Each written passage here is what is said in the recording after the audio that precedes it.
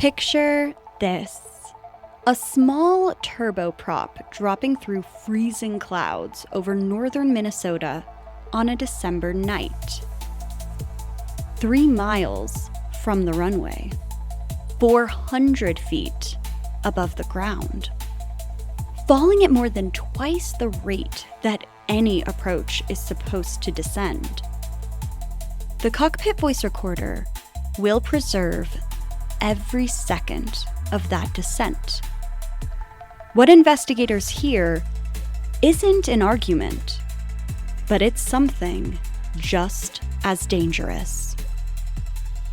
So, stow your tray tables, fasten your seatbelts, and prepare for some extreme turbulence, because this is Final Boarding Call. Hello, and welcome to Final Boarding Call. I am your disaster-obsessed host, Alice. And I'm Zach. Just in a better mood, because it's not past my bedtime. Hey, we're recording in the day. This is new. It's fun, exciting. I'm always happier during the day. It's so true. It's so true. Well, before we dive in, quick reminder to the listeners, please rate, review, subscribe, leave a comment. Hi, Nolan, who is 10 years old, and he left a comment. I just saw it. Go Nolan. Go Nolan. Also, buy merch. Why not? Yeah. Everybody loves some comfy, cozy sweats. Here Nolan, in Colorado, it's cold today. Nolan, you go tell your mom and dad right now to head over to our merch store.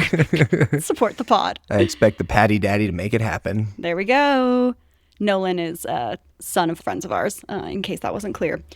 He's not just a random child that we're harassing on the podcast. He could be.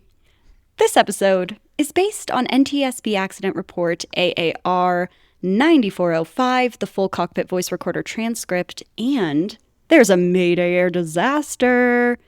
Full sources are in the show notes. Okay, Zach, you ready?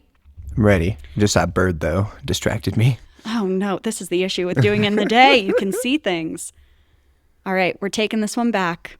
December 1st, 1993. Oh, my first Christmas. Both of ours. Yeah. A Wednesday evening at Minneapolis-St. Paul International Airport. 16 passengers are gathering at the gate for Northwest Airlink Flight 5719. Most of them are heading home to Minnesota's Iron Range.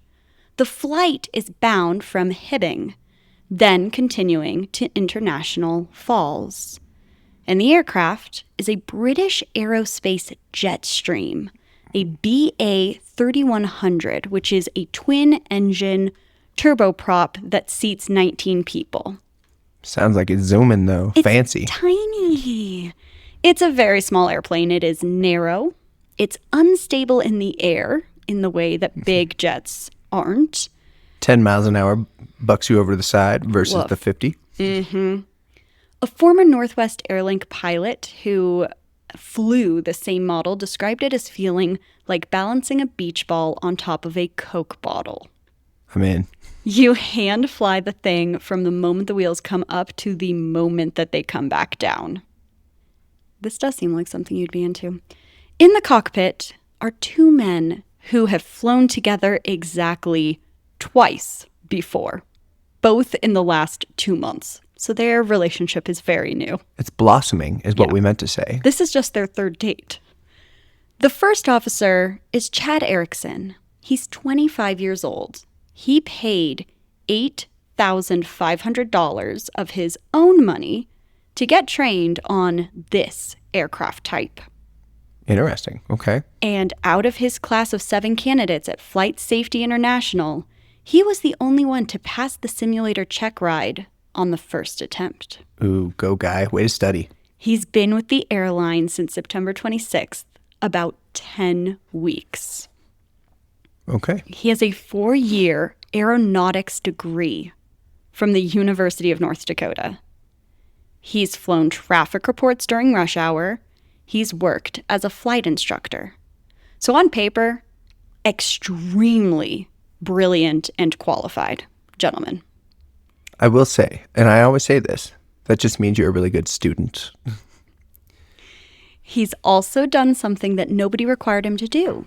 He has handwritten index cards in his flight bag for every airport the airline serves. Runway data, approach procedures, frequencies, and that might be the most Alice thing that I've heard on this podcast. That is something I would do. When I am driving a new track, we're racing, I will print out the track map and I will tape it to my steering wheel for the first session out so that I can memorize the track as I'm driving it. You're also like that with traveling. We're going to an airport that she's been to 100 times, and she says, okay, so once we land, we're going to turn left. We're going to go this way. We're going to go to this restaurant. We're going to go to this area. We're going to use this bathroom, and then we will get on the next plane. It's true. Let's talk about our captain, though. The captain is Marvin Follitz. He is 42 years old, and he was hired in 1987. On paper, he's a competent senior captain who has been with this airline his entire commercial career. Off paper, he is something else entirely. But it will take the NTSB another year to put the whole picture together. The people who know him at the airline already have. Most of them just haven't said it out loud. Sounds like he's a drunk. We're going to find out. If he's a drunk, I'm going to say you should have just told me so, because I called it. Follitz isn't supposed to be flying this trip, and neither is Erickson. The pairing team came together on short notice, and Follitz is unhappy about it. This trip will require him to work on December 2nd, a day that he was scheduled to have off. Wah. He has spent the morning at an arbitration hearing, dealing with a different grievance against the airline, and a friend who had lunch with him afterward will later tell investigators that he seemed unusually upset. I'm a little high-strung after their lunch. He said that he'd been targeted by management. He also said that he was looking for work elsewhere. He said he'd leave aviation entirely if conditions didn't improve. So we will call that, yes, he'd leave aviation entirely if conditions didn't improve. So not a great mindset to be going into. Yeah, 1 foot out the door while you're cockpit. protecting this many lives. Earlier that afternoon, before this flight, Follitz had a confrontation with a customer service agent at Minneapolis. He was trying to deadhead on an earlier flight, which, if this is your first episode, that's a term where an employee of the airline will basically just fly for free to get to another airport. You're deadheading. To get home, basically. Mm-hmm. His authorization paperwork wasn't in the system, and he insisted that she stop her other work and call dispatch to get it, and she told him that pilots usually handle that themselves. He refused. He walked away, and he called his chief pilot. The agent eventually got the authorization sorted out so the flight wouldn't be delayed. When she did, her supervisor told her that she had to file a formal complaint. The agent later told investigators that this wasn't even the first time that Follitz had been hostile to her. He had yelled at her in the office a month earlier and then apologized, so she hadn't written him up. Sounds like the really entitled people in traffic that piss me off, too. Like, I will hold up everybody because I made a mistake. Yeah. That same afternoon, in the pilot lounge before the flight, another pilot heard Follitz say loudly, "They violated my contract again." This is a guy who's about to walk into a cockpit and fly an airplane. Before passengers board, a ramp service agent witnesses the first incident between the two pilots. Follitz tells Erickson that he didn't do the exterior pre-flight inspection correctly. Specifically, that he didn't check the landing lights. Erickson explained that he'd planned to check them from inside the cockpit. Follitz tells him that that's not the right way to do it, turns on the lights himself, walks out, and discovers that the landing lights are actually burnt out. Oh. The ramp agent later describes Follitz's tone as angry and Erickson as visibly embarrassed. The lights get replaced by maintenance. The captain returns to the airplane, and a few minutes later, with passengers already on the ramp ready to board, he stops them. He stands in the open passenger door and hangs up his coat first.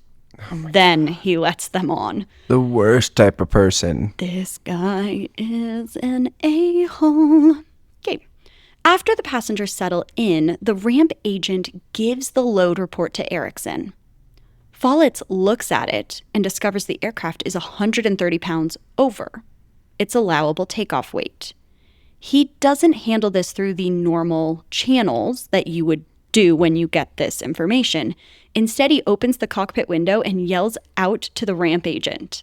A passenger volunteers to deplane. That is not standard protocol.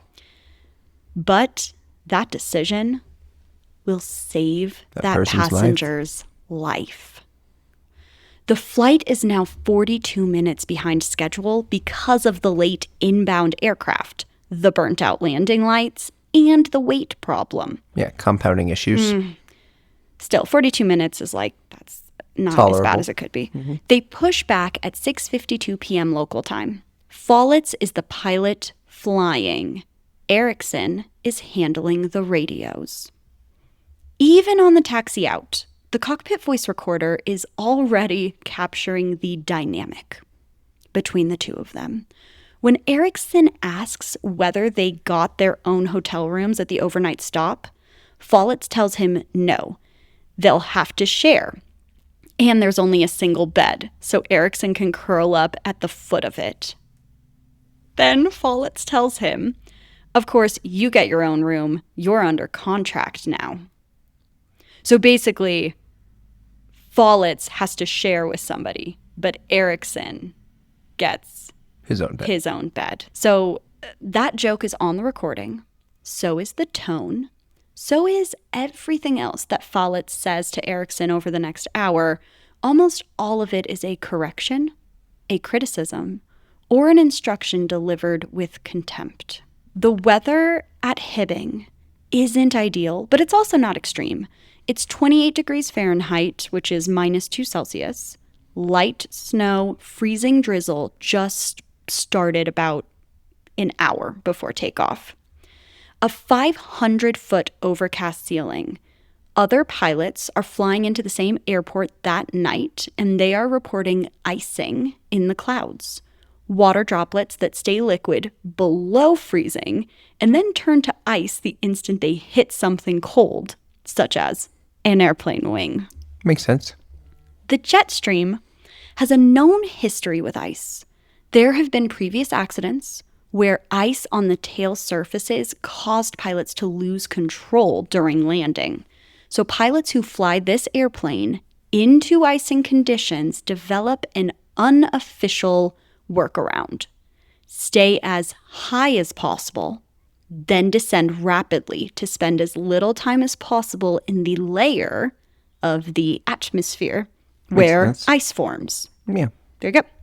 Other pilots call it a slam dunk approach because you're basically like flying yourself right out of the sky. I actually like that. It is not standard procedure. It is not in any manual, but it's what pilots do when they're worried about ice. A slam dunk requires two pilots working in tight coordination. Do we feel like our two pilots are working in tight coordination? Yeah, they're yin and yang up in here. Oh, they're just BFFs. The captain has to brief the first officer on the plan, and both pilots have to be tracking the same altitudes, the same descent rate, and the same intercepts. However, Follett doesn't brief Erickson on a slam dunk at all.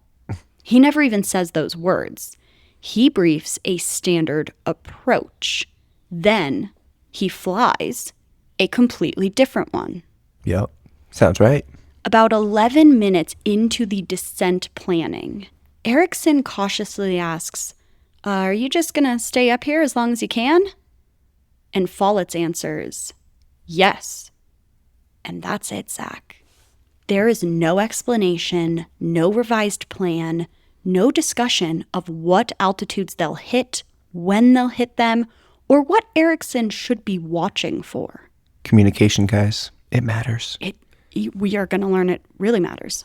At 7:40 p.m., about 20 miles from Hibbing, Duluth Approach Control clears Flight 5719 for the approach. The original plan was to use runway 31, which has an instrument landing system, which is a precision approach with electronic guidance both side to side and up and down. But the runway has a bunch of snow on it, and the wind would have given them a tailwind on landing. The airplane's manufacturer specifically warns against landing with a tailwind on a snow-covered runway. Just because that extra push keeps it from breaking, I'm guessing? No. This airplane does not like that. It's not a performance car. No, okay? It's not. This is not it. No. So Falitz requests the localizer back course approach to runway 13 instead. So this is what that translates to. It's a non-precision approach. The localizer gives them lateral guidance. It tells them whether they are lined up with the runway, but there is no electronic descent guidance. The pilots have to manage their altitude themselves. Out loud, together with communication. Certainly think that. And they are going to follow a published series of step-down altitudes on the approach chart, which means at certain feet out from the runway or certain miles out from the runway, say, your altitude should be at a certain point. You know, you 4 gotta, miles line out, it 5,000 feet. Exactly. Yes. The chart looks like a staircase. Hopefully that's kind of what you pictured in your head there. From the 20 DME arc, they're supposed to be at 8,000 feet altitude. Crossing the final approach fix, which is a point called Kinney, they need to be at 3,500 feet. And between the final approach fix and a point 10 miles from the airport's navigation beacon, they cannot descend below 2,400 feet.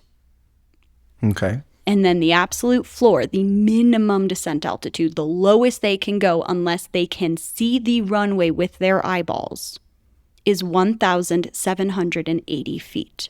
Okay. And folks, these altitudes are important because of things like hills, Buildings. obstacles that are, you do not want to hit the things that are in between the airport and where you are. So Express Airlines 2 has its own rule on top of those rules that I just gave you.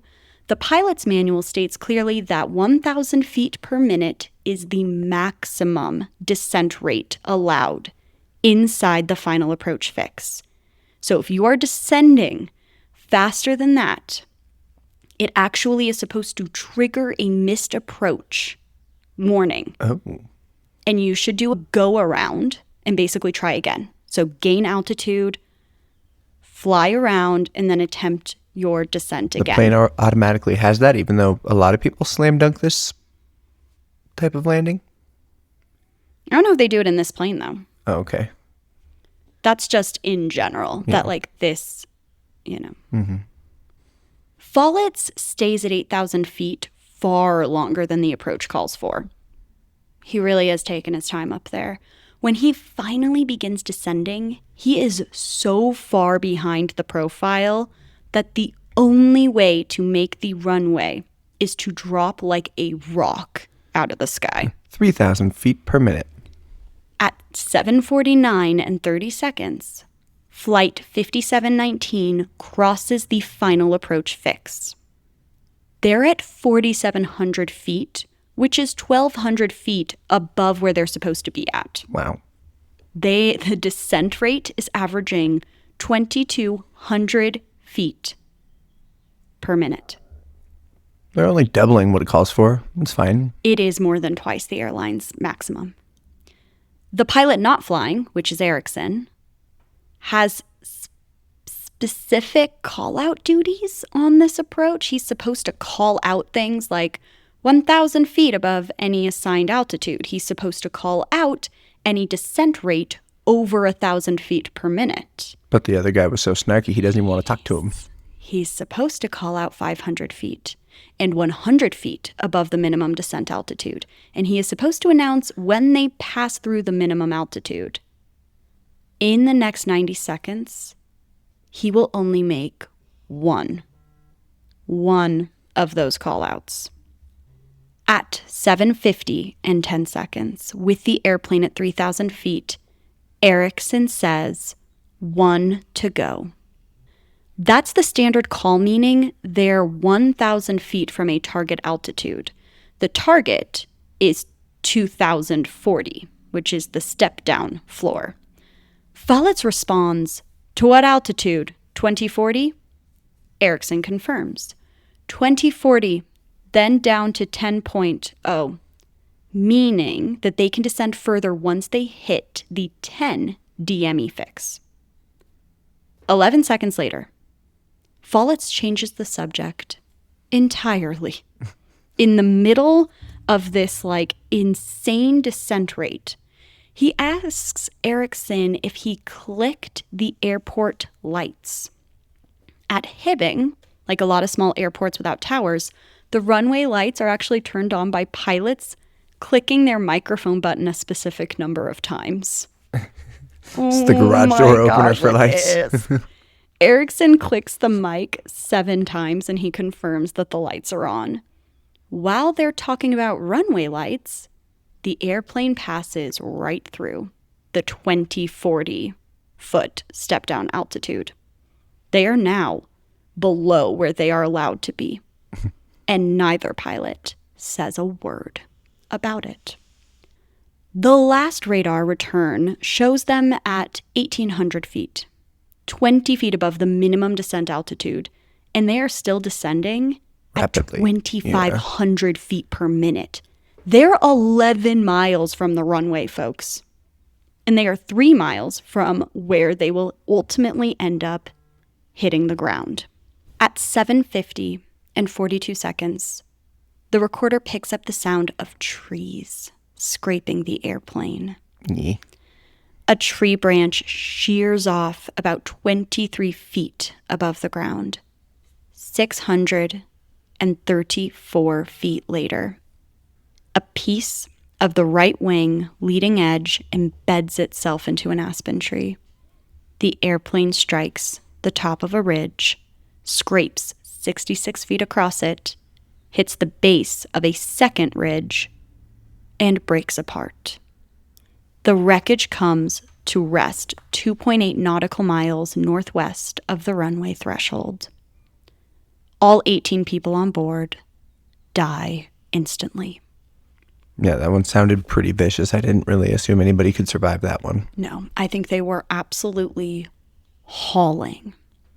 23 minutes later, the Hibbing station agent realizes the flight hasn't arrived, and it begins making calls. An hour after that, emergency responders reach the crash site. They find a hillside in the snow, debris scattered in every direction, Christmas presents in the wreckage. Victims had been ejected from the fuselage. The systems investigator who arrives the next morning will later describe it as one of the most difficult accident sites he had ever worked. The community of Hibbing, where most of the passengers were from, learns the news overnight. 16 people from a town of 18,000. Almost everyone knows someone. This is a small town tragedy. Yeah, it's the town where they notice something like this a lot. Ugh. Well, let's get into the investigation, because for this one, the black box is so fascinating. John DeLisi is the NTSB's systems investigator. He's a little over a year into the job. So he's fresh. He's got fresh eyes, fresh out of his training.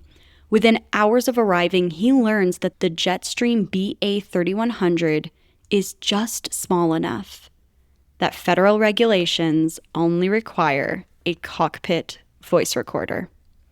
There is no flight data recorder on this airplane. And do you remember when we had another, I think it was the Durango crash? Yeah, I think it was too. Yep. Pretty recent. Yeah. There are no recorded numbers. There's no airspeed, no altitude, no engine power, no control positions. Everything investigators need to reconstruct will have to come from radar data, the voice recorder, and the wreckage itself. When DeLisi plots the radar track against the approach chart, he sees it immediately.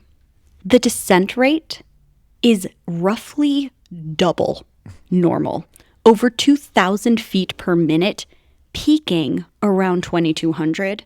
The airplane stayed high for miles and then it dropped out of the sky is the best way to describe it. It kind of looks like you were jumping down a stair set. Yes, and he doesn't know why yet, but the profile is wrong. Investigators consider 3 possibilities on why a plane would do this. One is icing. Could the airplane have lost control because ice on the wings destroyed lift? But when they interview other pilots who flew into Hibbing that night, they describe the slam dunk technique and the radar track matches that, kind of what that would ideally look like. This isn't the proper, but this is how it's supposed to be done.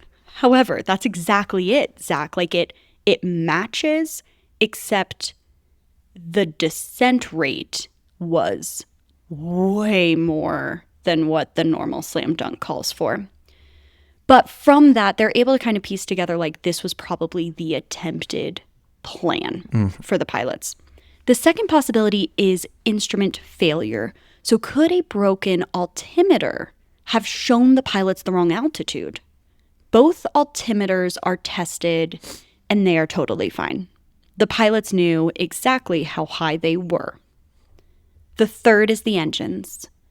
Could a power loss have caused this insane descent rate? The engines are recovered, they're examined, and everything works fine with them. There is no mechanical failure at all. And that leaves the cockpit voice recorder. Let's see what these guys spoke about. And when the recording is played, what investigators hear first is what isn't there. Which is the call-outs. Erickson's call-outs are missing.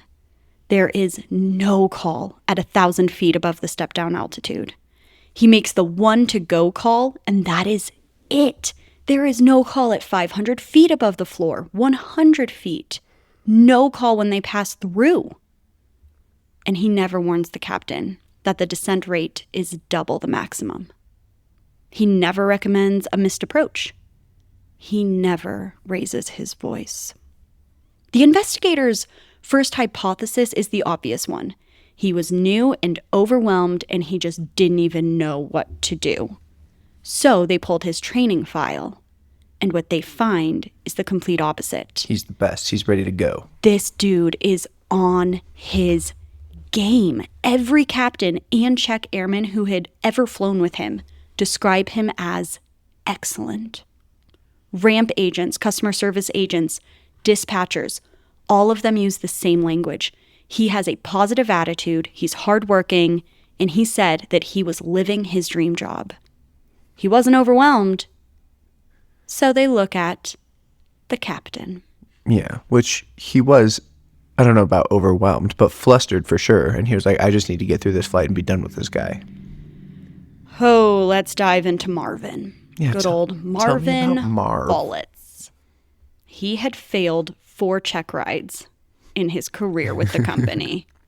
In August 1987, 2 weeks after being hired, he failed the oral exam portion of his initial second-in-command check. He was retested and he passed the same day by the same examiner. In August 1988, he failed a first officer proficiency check in the SF-340 simulator. The check airman wrote that his unsatisfactory items included judgment. That seems pretty critical.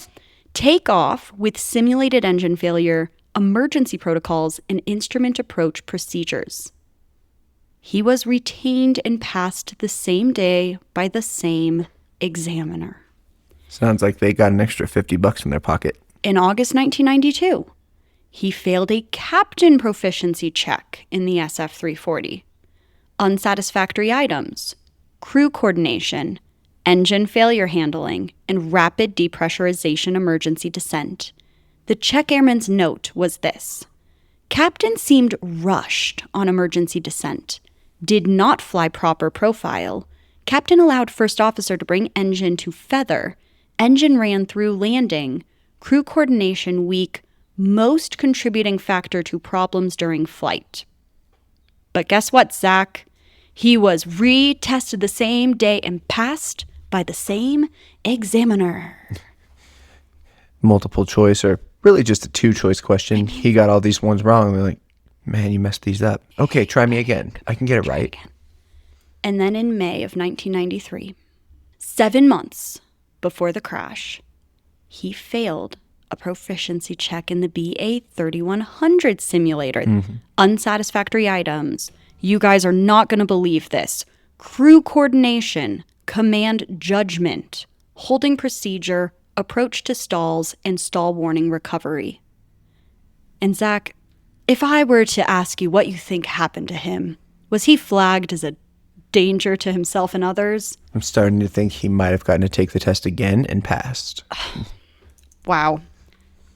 Man, Zach's learning some stuff here. That's exactly what happened. So 3 of those 4 failures specifically cited crew coordination, and 2 of them specifically cited judgment. The failures had happened at different training locations. Records were kept in Memphis, and Atlanta didn't talk to San Antonio. San Antonio didn't talk to Minneapolis. So no single instructor saw the full pattern of red flags. Instead, they were seeing it as one isolated incident. Correct. Like, oh, he had a bad test. He's a good pilot. Yes. Let's get him through. Yes, he had like one bad day. He just was off his game this one time. It's fine. We'll help him. Let's get him up to speed on everything, retest him, and he passes. The director of operations at Express 2, the man whose job was to monitor pilot performance, later told investigators that he had no idea that Follett had failed any check rides. He did not set up any system to track that information. Is that not your job, sir? Nobody told me. It's like, you're supposed to inquire. The training failures were only one layer. His personnel file also contained 4 letters about sexual harassment of female employees from 1988 and 1989, including a severe written warning. Ooh, scary. Don't do that. In September of 1989, he was suspended for 5 days for a list of behavioral issues that included starting an engine without proper verification from the ramp agent. Oh, God. Accepting an aircraft when a maintenance shroud hadn't been reinstalled, delaying a flight to finish breakfast, destroying a cargo load report that he didn't like, and sleeping in the cockpit during a flight after a passenger complaint. This guy's mad. I'm just going to hide here in my hole. In 1991, an irregularity report for refusing to fly an unpressurized airplane. In 1992, a verbal warning about his maintenance write-ups. In May of 1993, a letter from the chief pilot for delaying a flight excessively. In August 1993, another letter for canceling a flight by calling in sick under what they refer to as suspicious circumstances. And on the day of the crash, an irregularity report from the customer service agent that he had yelled at. This is just such a trend, and I hate that it's even possible that these things slip through. There are also reports, and this is talked about in the Mayday episode, but Follett's would deliberately fly rough, making jerky control inputs to give passengers an uncomfortable ride. The reasoning he gave coworkers was that he wanted to punish the airline. What a lunatic. There were reports that he had once physically struck a colleague in anger. And there was a reputation among first officers that flying with Follett's meant being berated, humiliated, and embarrassed. Wow. All of this was in his file. Right? You would think that the person who puts like the most recent thing in the file might just be like, Jesus, look at what this guy is doing. Correct. And it wasn't just in a file. It was in the company's institutional memory. And everybody just talked about it and knew if anybody had acted on this guy's behavior, all of these people would be alive. The reason, or at least part of the reason investigators learned, was that Follitz had been deeply unhappy with the airline since October 1992. That's when Express 2 implemented a policy requiring pilots to live at their outstations rather than commuting from Minneapolis. To stay in Minneapolis, where he had a home and he had a life, Follitz had to downgrade from being a captain on the SF-340 to flying the smaller Jetstream as a reserve pilot. And according to the people who knew him, that downgrade came with around a 12% pay cut. As it should. He had fought the policy hard, and he had lost. His morale, friends said, never recovered. And because he was a reserve pilot, he flew almost excessively with junior probationary first officers, pilots who had been fired on the spot, whose careers depended on captains writing favorable reports about them. I doubt any of them got those from him. When the director of operations was asked why he didn't know about Follitz's behavior problems, his answer to investigators was, quote, his CRM must have been pretty good because nobody said anything to the contrary. The NTSB used the airline's own words against it. Of course nobody said anything. Saying something was career suicide. Mm-hmm. With the captain's history in hand, investigators went back to the cockpit voice recorder and they listened to the whole flight from the beginning. And what they heard was not a normal cockpit.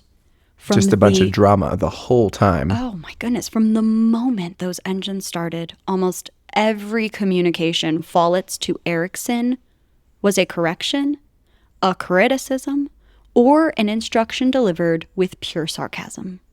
And not the cute fun kind like we have.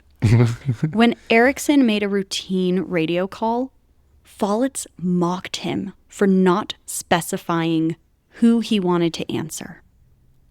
When Erickson asked a question about the approach, Follitz told him to put the chart on his clipboard and just talk him through it when he needed information. The captain wasn't asking Erickson to be a partner. He was telling him to be a tool. You're quiet until you're spoken to, and you are useful only when I tell you to do something. Yeah. The NTSB's aviation psychologist, cool job, Malcolm Brenner, was assigned to the human performance side of the investigation. Dr. Brenner? Mm-hmm. It felt real bonesy there. Yes, well, what he and the team concluded was this. By the time Flight 5719 started its approach, Chad Erickson was operating in an environment where speaking up, even about altitude, even about safety, meant being mocked by the man sitting next to him. Every minor protest that he'd raised earlier in the flight had been shut down, and by the time they were descending toward Hibbing, his communication with Follitz had been narrowed to confirmation. And then came the runway lights. At the exact moment when Erickson should have been making altitude call-outs at 1,000 feet above the floor, 500, 100, Follitz instead directed him to click the radio to turn on the airport lighting. Mm-hmm. The NTSB called this distraction the critical event, not because the runway lights were dangerous, but because pulling the first officer's attention off of the altimeter at the insane altitude and descent rate that they were at. Yeah, the rate in general, when he said when to go, that means he had seconds until it was the next call out. Yeah. Yes. And instead, the guy takes a moment to tell him to do the lights. Yeah. And it meant nobody was watching the floor. Even after Erickson finished with the lights, he did not go back to monitoring altitude. The safety board's analysis of the CVR concluded that Erickson's manner had become tense and almost reserved toward the captain. When he did provide information, it was phrased as a question, not as an assertion. He mentioned where the airplane was supposed to stop descending. He didn't push. The Mayday investigation, citing one of the pilots who worked with Follett, described it more bluntly. He was paralyzed with fear. The NTSB's official probable cause is more clinical. It reads the captain's actions that led to a breakdown in crew coordination and the loss of altitude awareness by the flight crew during an unstabilized approach in night instrument meteorological conditions. Contributing factors: the airline's failure to address Follett's previous issues. Yeah. The airline's failure to identify and correct a widespread unapproved practice, which was the slam dunk approach. That also is a naughty. I at least can get behind that one, though, because most of the time people are practicing it in a safe form so that the flight is actually better rather than worse. Yeah. There is one more factor worth naming. This jet stream did not have a ground proximity warning system installed. So you might have noticed that at no point was that Anything going off, yeah. The FAA had already mandated that commuter aircraft be equipped with GPWS, which is the system that uses radar altimeter data to warn the pilots when the airplane is too close to terrain, by April of 1994. Express 2 was in the process of installing them on their fleet. Flight 5719's airplane had been scheduled to come out of service for the installation within weeks of this incident. A GPWS simulation done after the crash showed that if the system had been on board, the pilots would have received a sink rate warning 33 seconds before impact, which would have been enough to save their lives. 18 people died on a hillside 3 miles short of Hibbing on Wednesday night. 16 of them were passengers, and most of them were Iron Range residents. The community lost incredible people. The NTSB issued safety recommendations to the FAA covering pilot training oversight, crew resource management training, requirements for commuter operators, stabilized approach criteria, and accelerated installation of ground proximity warning systems. Express Airlines 2 revised its standard operating procedures, including deleting the phrase "at least" from the section that had told pilots to maintain, quote, "at least 1,000 feet per minute descent rate." So, logical. Yeah. Okay.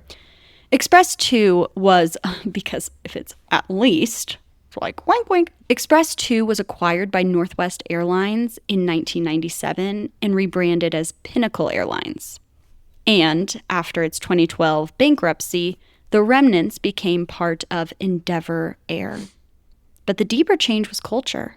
Before Flight 5719, when crew coordination failures showed up in accident investigations, the framing was usually that both pilots had failed. The first officer should have been more assertive. The captain should have been more receptive. But after 5719, that framing started to crack.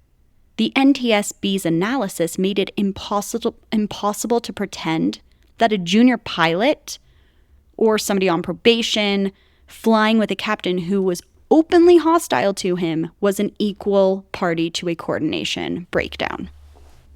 And modern airlines train differently now. Many maintain no pairing lists where pilots with documented personality conflicts can request not to be scheduled together. Maybe they should just get rid of the pilots who can't work well with others. It's just a thought, though. Oh, we all have bad days. This guy has a bad life, apparently. And Zach, that is our story for today. It's obviously a very unfortunate one. I would say 17 out of 18 of those people were completely innocent. Obviously, 16 passengers have nothing to do with any of it. And the first officer was just trying to get through with minimal friction, I would say. Yeah, I agree. This one's a tough one.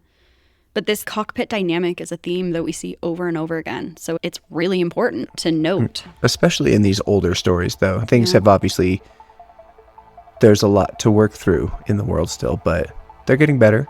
And they're I going think through. especially first officers and even regular crew at this point probably aren't as afraid to speak up when they have something going on. So true. Join us next time when we will be exploring another transportation disaster story.